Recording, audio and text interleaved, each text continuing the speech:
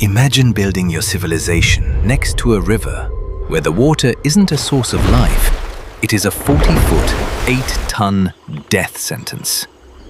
We fed global hydrogeography, human evolutionary patterns, and late Cretaceous fossil records into the AXIOM mainframe. We altered exactly one biological variable. Initializing timeline render.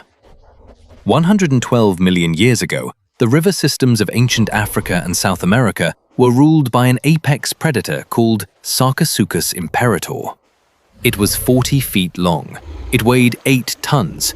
It possessed jaws equipped with over 130 bone-crushing teeth, capable of dragging massive dinosaurs into the muddy depths.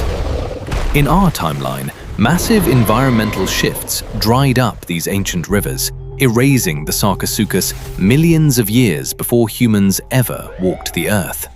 Humanity eventually thrived by settling along the banks of the Nile, the Tigris, and the Amazon, using calm waters for agriculture, trade, and the foundation of global empires. But we asked the model one question: what happens if the climate shift never occurs? What if the late Cretaceous extinction event leaves riverine megafauna completely intact into the dawn of mankind? The simulation is brutal. Humanity does not conquer the water. The rivers belong to the leviathans. And human history is forced onto an entirely different, terrifying path. To understand how history breaks, you have to understand the foundational rule of human survival. Civilization requires fresh water. In actual history, the earliest human empires, Sumeria, Egypt, the Indus Valley, were all born directly on the muddy banks of major rivers. Early humans built small reed boats, fished freely, and constructed unfortified farming villages just feet from the water's edge.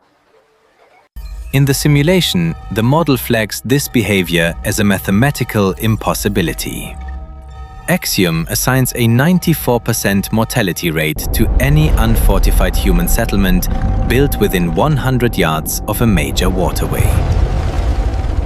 Early humans realize very quickly that the river is a hunting ground. A wooden canoe is not a vessel, it is a feeding trough.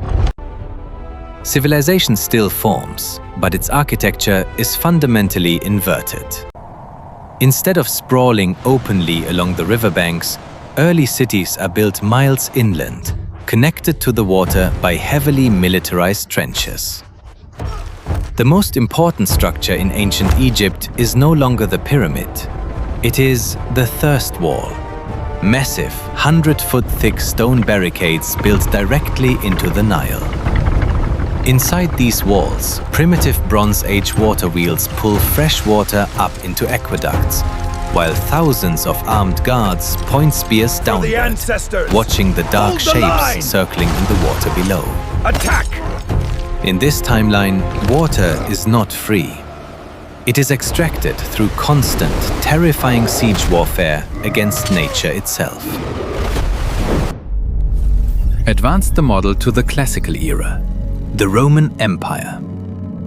In our timeline, Rome dominated the known world through its mastery of the Mediterranean Sea and its ability to sail deep into the rivers of Europe, the Rhine, the Danube, the Thames, to supply its legions. In the simulation, the oceans are safe. The salt water is free of the mega-predators. But the moment a Roman galley attempts to enter a freshwater estuary, it faces catastrophic failure. The AXIOM mainframe simulates a Roman naval expedition attempting to sail up the Nile Delta. The wooden hulls of standard galleys are easily shattered by a coordinated ambush of 8-ton territorial predators. The armor of a Roman legionnaire, highly effective against swords and arrows, is completely useless against a bite force of 18,000 pounds per square inch. Because they cannot use rivers to transport troops or grain, the logistical reach of the Roman Empire is slashed by 60%. The Roman borders never reach deep into Europe. They are confined strictly to the saltwater coastlines of the Mediterranean. The concept of a global, naval-based empire dies in its infancy. If you cannot navigate the rivers, you cannot control the interior of any continent. This lack of river navigation triggers a massive geopolitical paradox in the Middle Ages. In actual history, global trade moved from land to sea because boats were faster and carried more cargo. The Silk Road eventually lost its supremacy to European naval galleons. In the simulation, rivers remain impenetrable death zones.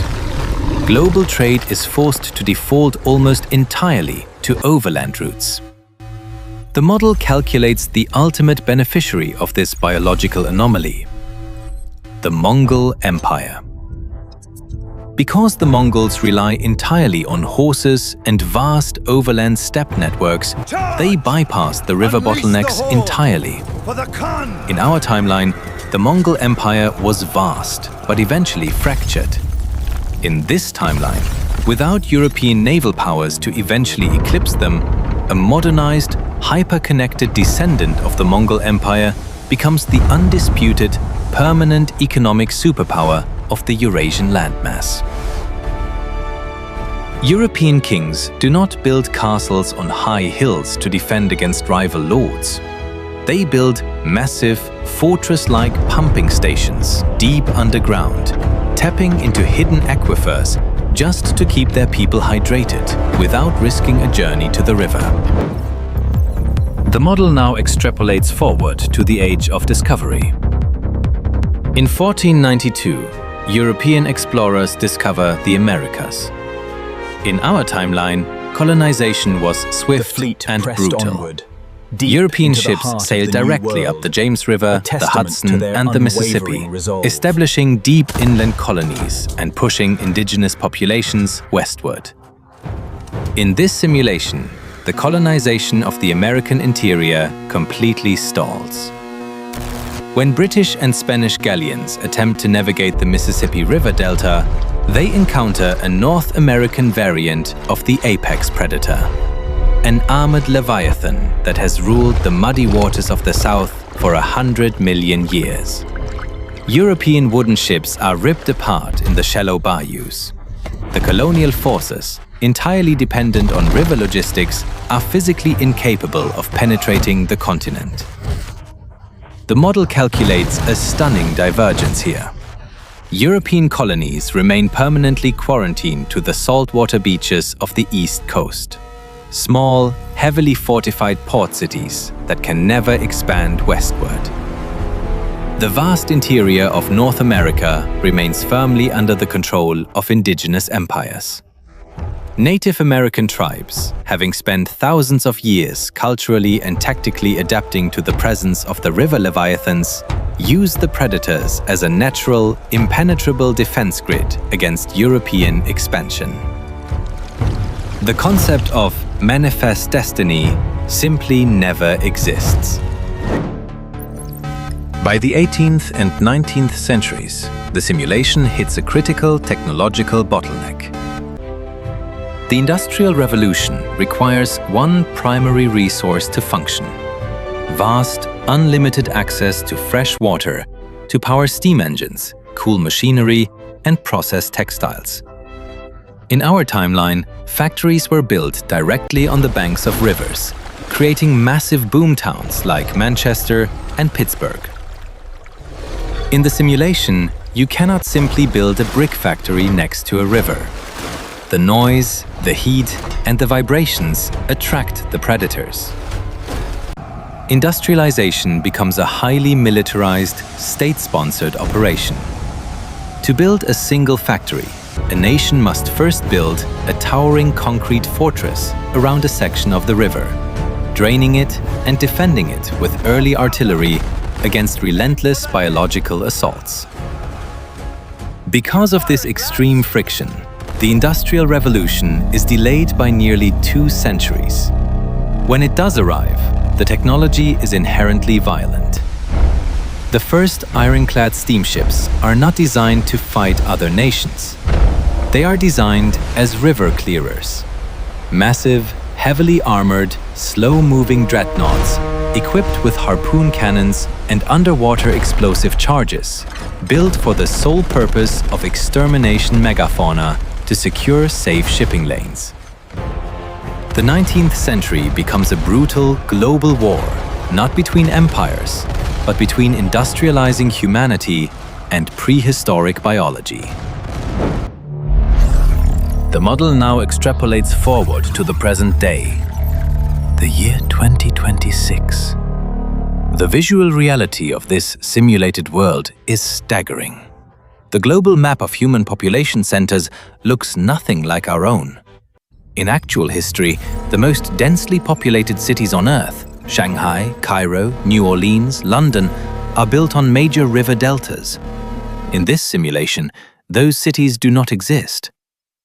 The river deltas of the world are classified as red zones, massive, untamed biological reserves where the descendants of the Sarcosuchus still aggressively breed, completely untouched by human development. Humanity has instead built its modern megacities on high-altitude plateaus and deep in arid deserts, surviving entirely through highly advanced, heavily guarded, deep-earth aquifer drilling. The rivers of the world are not used for civilian recreation or commerce. They are heavily militarized borders. Massive titanium-reinforced concrete walls line the Mississippi and the Amazon, patrolled by autonomous military drones and heavily armed border guards. To cross a river in 2026, you do not use a standard bridge. You use a high-altitude, magnetically levitated rail system suspended hundreds of feet in the air, far out of reach of the muddy waters below. Global shipping is handled exclusively by massive ocean freighters that must dock at heavily fortified coastal saltwater ports, transferring cargo directly to massive overland freight trains. The most fascinating anomaly our model flags is why humanity never completely eradicated the creatures, even after developing modern weaponry. In the mid-20th century, global superpowers realized something chilling. The river predators were the ultimate border defense. A nation didn't need to build a wall or station an army if their border was defined by a river filled with tens of thousands of 8-ton, armor-plated predators. Governments deliberately began protecting the Sarcosuchus populations, passing international treaties to ensure the rivers remained lethal. The monsters became biological weapons of state security. Modern historians in this timeline look at the concept of swimming in a natural lake or river as a symptom of clinical insanity. The water is not a place of leisure. It is the domain of the ancient ones. The Earth is a shared planet, but in this timeline, humanity understands its place. We own the dry land. We own the saltwater oceans. But the rivers belong to them. Simulation concluded. Divergence timestamp: 112 million years BCE. Root variable: Cretaceous megafauna, habitat preservation. Classification: biological dominance. What you just watched is a mathematical reminder of how completely our history is shaped by our environment. The entire framework of human empire, trade, and expansion was only possible because the apex predators of the water were removed from the board before we arrived. AXIOM runs on operator input. Input a single one-word parameter in the terminal below. Which historical or biological event should the mainframe process next? The most repeated word determines our next rendering cycle. Subscribe for the next divergence. AXIOM mainframe, entering standby. Logging off.